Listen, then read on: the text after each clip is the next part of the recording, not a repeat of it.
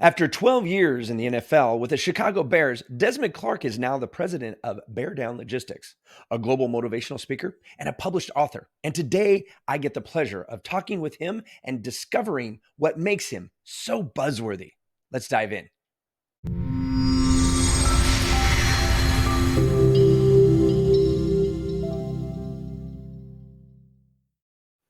Welcome to the show, Desmond. How are you doing today? I'm doing well. Doing Where are well. you calling in from? Calling in from Winter Garden, Florida, right outside of Orlando. Oh, there you go. I just moved to Virginia. I'm right outside of Richmond, Virginia, from Alaska, the way of Illinois. So yeah, Yeah, I've been you gone from traveled Alaska fast. time to East Coast. I'm on the East Coast now with all you guys. I love Yes, sir. Orlando. Yes, that's a fun place.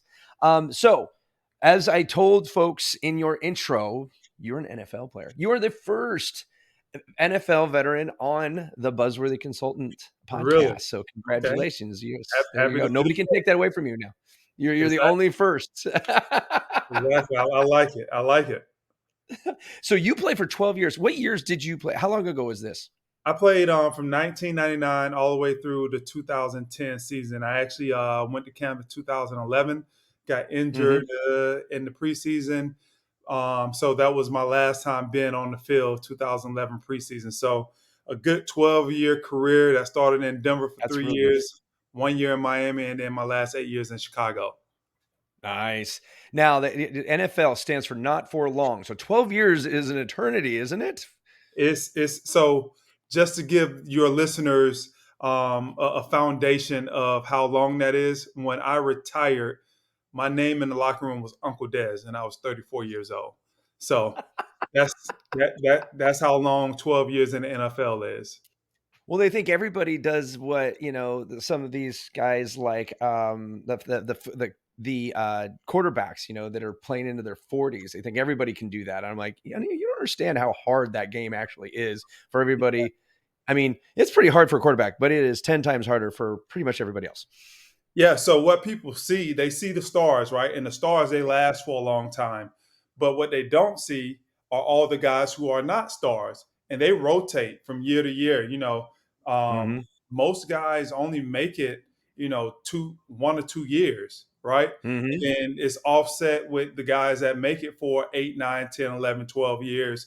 But the Hmm. average time in NFL is only a little over 3 years. That's not very So long. not very long at all. So NFL is an apt, the not for long is an apt acronym for NFL. Very cool. So now a lot of I've worked in the professional football arena, not at the level of NFL, but the players that I always talk to, and they came into the league that I was a minority owner of in the indoor football league, so it was arena ball, Mhm, and I was always looking at these guys. They're in the mid 20s. They didn't make the NFL. They're trying to mhm. get to the NFL and they're in their mid 20s. Like, and every year that they don't get into the NFL it just diminishes it. And so then I asked them the question, like, what would you do if you didn't have football? Right. And football was a part of a big chunk of your life. I mean, 12 years is longer than I was actually in the Air Force. I was in the Air Force for 10 years. And Mhm. I know that after 10 years of in the Air Force and deciding as well, I got out in 2005 that I wanted to be an entrepreneur. But I had my reasons for that. But I had to undo a lot of what became of me being a veteran, right? Being a soldier. When you were coming out of being a football player, right? And all of the things that come with that. What was the hardest thing in that transition? The hardest thing in that transition was figuring out what I was going to do next. What Mm, was the next iteration of Desmond Clark, right? Because now you said 12 years. So football had been part of my life since the age of 6. oh, Played wow. So it was football your every identity. year. I wouldn't say it was my identity, but it was a huge part of it. So from age 6 to age 34, 28 years, 28, 29 years of my life, I did Mm, that every single year. So mm, football really was another parent, so to speak, that helped to right. raise me into the person that I am today. Because, just like going to the military, you Mhm. learn so much about yourself, about life, Mhm. how to deal with things, and it Mhm. really helps to shape your personality. Same thing Mm. with playing sports for so long, and all the your people that outranked you, that poured different things into you, right? And Right. gave you different things to grow on in life. Those are the same thing that the coaches do throughout life for a NFL player. So Mhm. now you get to this point that you're 34 and you're young, which for you're probably what, even less than 30, just right at 30, getting out of the Yeah. out I was of gonna I got out at 31. Yeah, yeah. to start my business. And Yeah. now it's like, And I felt old at that time. It's so weird. right. Uncle Des is what they call me. But Right. now you get out into the real world, and now you're a young man again. Right. And now it's like, okay, you don't have all of this structure around you anymore.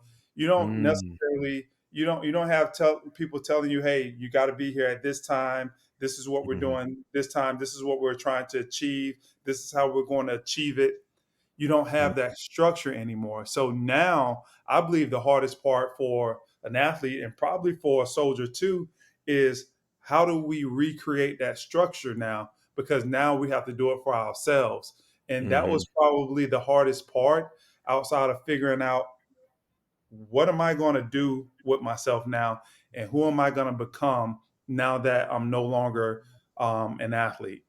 Right. And so now you're the president of a logistics company. And so tell us a little bit about how you went from football and landed in logistics, because Yeah, that's a so that's a evolution of a story. I actually got out of the NFL, and my first professional job was in real estate. That okay. lasted for like a year and a half.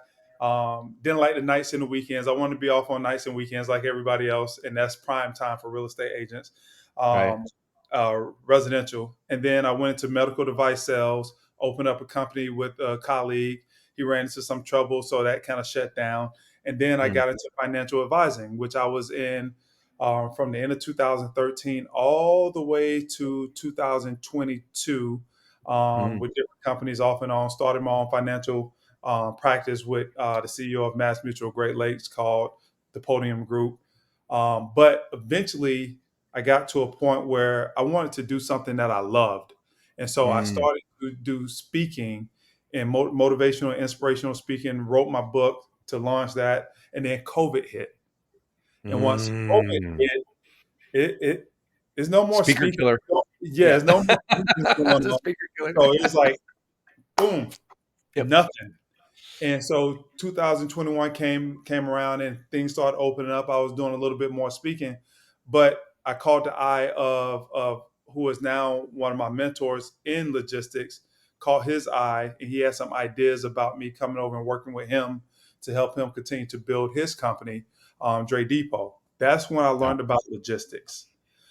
He liked what I was doing, marketing myself as a speaker, and he thought some of those ideas can translate to the logistics industry. So, long story short, with that is that I did not go in with his company, but I said, hey, I like this. I want to start a similar company. I don't want to step on your toes. Would you be Mm. able or be amenable to helping me to create this company? He was like, let's do it. And so Mm. October 27 of 2021, I started my company on paper. May of 2022, I went into operations, and now 2 years later, we're thriving, we're growing, and yeah, this is it's That's been a amazing. maturation and an evolution, but it's been a good one. So tell us a little bit about your logistics company. What does it do? Who do they serve? What's your purpose? So I go out and I hire broker agents, and broker agents, they come in and they build their books of business through whatever niche that they have an affinity for. Okay. So um, Agents of are there particular type of agents? when I say agents, broker agents in the logistics industry, that's helping Okay. other companies move, um, still move their freight back and forth Okay. from point A to point B, from There you warehouse to go. customer. So I have 5 different agents. They all have their different niches, And now for what I do for them is once they bring that opportunity in house to move company A's freight to their customer, Mm-hmm. now I built a whole back end team and processes and systems. So where we manage to pick that freight up, drop it off, deliver it, get combine all the paperwork, get all the paperwork, process the paperwork, process payments, and then Mm-hmm. now that process is completed. And then Mm-hmm. you wash, rinse, and repeat. So the broker agents are tasked with going out, finding the opportunities with different customers. And then once they bring it back in, the rest of the teams make sure that those opportunities are delivered on time and how they're supposed to be completed. Oh, I love it. I love it. So you're the fulfillment house for logistics. I love that. Love Yeah. that. And so what do you think? So starting a logistics company, I mean, a lot of people think about logistics and they're like, whoa, logistics, that sounds really complicated. And what you just described, some might say, well, that's not so complicated, but I've actually done marketing for trucking companies and other types of logistics companies. And I've been in the backside of these Yeah. companies. And what you Yeah. do for those agents is a godsend. Like most of them would get buried in the paperwork, would lose money because they didn't collect the money on time or the right way or in the right sequence, and all the other things that go along with getting paid for it. Because the freight gets paid weird. Let's just say that in Yes. a lot of different niches. So shoot, I just had a Corvette. I had to pay the broker in one way, and then the guy who dropped it off, I had to pay him in cash, which was really sketchy. I was like, but I that don't was know. I how don't it. know about that one. Yeah, so I did it with a motorcycle. It was the same exact thing. I talked to five different it's what do they call them when they move vehicles exclusively? They call them shippers or something like that. But anyway, the long story short is like every company that I talked to is exactly how it is. And so what I found out is that the brokers are literally just have a cadre of shippers, right? That come and pick up the vehicles and then drive them. So and they Mhm. usually are subcontractors that are driving their own truck, right? Mhm. So they choose which jobs they take and all that other stuff, right? And so you're Right. paying that broker, that upfront money that you're paying that broker is the broker's money. And it pays for the marketing to get me in on that call and their salespeople to close me and then payment process and all that stuff. Boom, boom, boom, done, right? And then It that pays that trucker, carry. That's yeah, yeah, boom. Now, and so what I paid for was them to connect me with a trucker who is going to come to wherever I have something, pick it up, and then move it and drop it off somewhere else. And so I right. pay that person separate. And so they're two different No, no. businesses. They're not under. So that's what I'm not getting. You Yeah, never supposed to pay that trucker anything. None of our customers pay the trucker anything. That right, comes out of what we're paid. Most of the time, they right, don't even talk to the truck driver. Besides, hey, how do you want us to load this? right. Or this is how we need you to load this. And here's a piece of paper to sign that shows that you picked it up on time. And Uh here's huh. another piece of paper to sign that shows that you dropped it off on time and everything Right. is in order. So our Done. customers, they don't have a whole lot of interaction with the driver Interesting. outside of how to load it and how to unload it.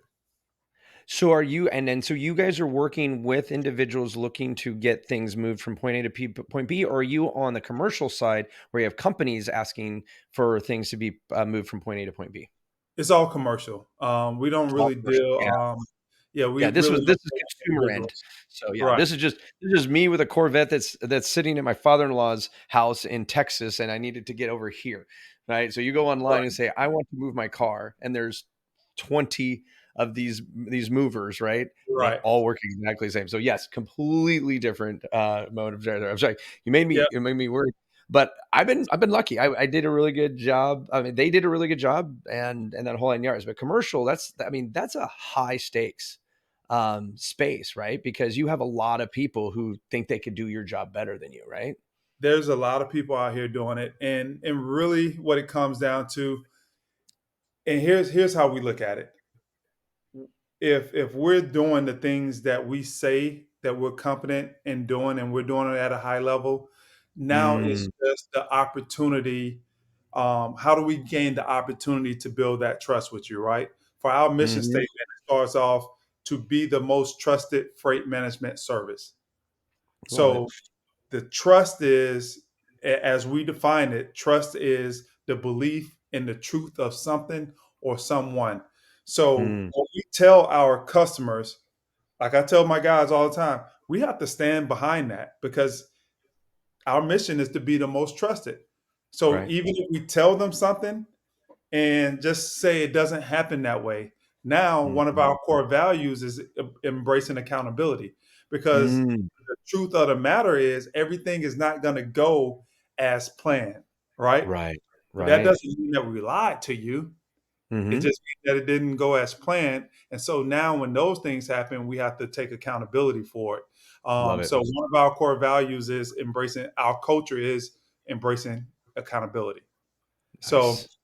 we I don't love that. really look and say, okay, we're competing against anybody else. We're competing against ourselves every day.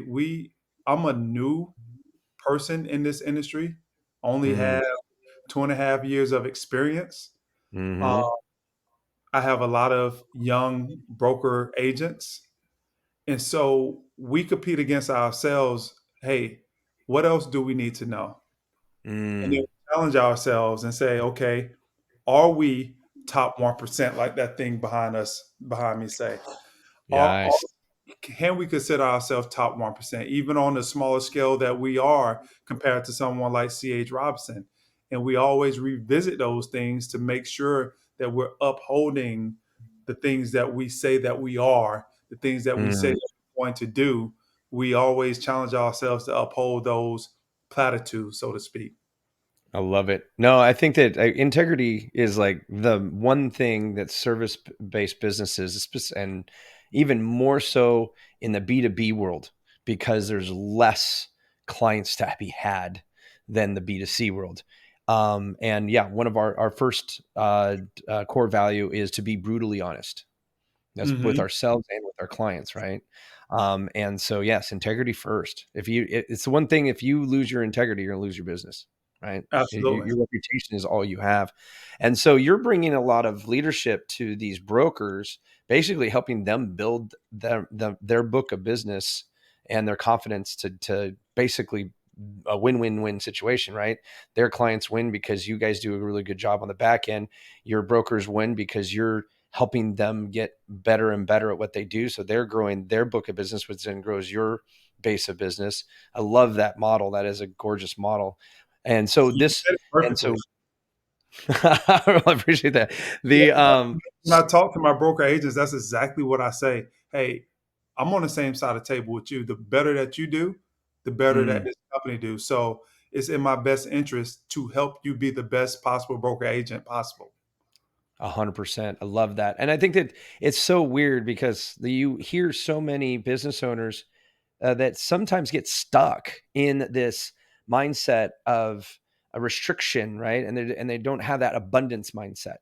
And it's just like there's more. I tell people all the time. I was just at a mastermind for a bunch of marketers. There's like 30 of us. We all have very successful marketing agencies.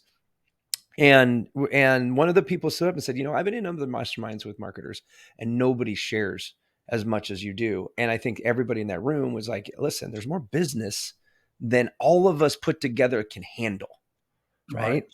And it's those who are worried about losing that will always focus on losing because you get what you focus on. I'm sure you've probably said that in a couple speeches. And, so In a post today on LinkedIn, I said that actually. right. And so it's really refreshing to hear that. So what's your vision for your business? Where do you want to see it here, say in the next 5 years? Man, you hit it right on target. 5 years. I want to be at $100 million of revenue. Why $100 million?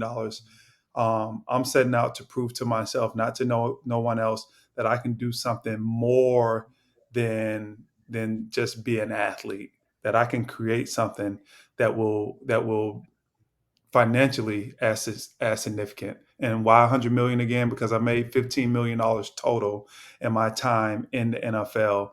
The gross profit margin, the average gross profit margin for this industry is 15%. So once I get to $100 million of revenue, if we hit our average gross profit margin, I will have made the amount of money that I've made in 12 years in the NFL in 1 year in this industry.